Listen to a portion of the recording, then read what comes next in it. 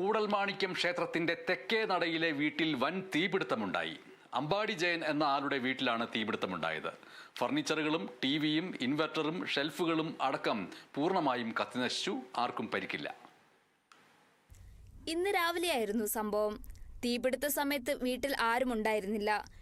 Irinjalakuda fire station officer KS ദിബിന്റെ നേതൃത്വത്തിൽ fire force എത്തിയാണ് തീ അണച്ചത്. വീടിന്റെ സ്വീകരണ മുറിയിലുണ്ടായിരുന്ന ഫർണിച്ചറുകൾ, ടിവി, ഇൻവെർട്ടർ, ഷെൽഫുകൾ എന്നിവ പൂർണ്ണമായും കത്തിനശിച്ചു. വീടിന്റെ സീലിംഗിനും ചുമരുകൾക്കും കേടുപാടുകൾ സംഭവിച്ചിട്ടുണ്ട്.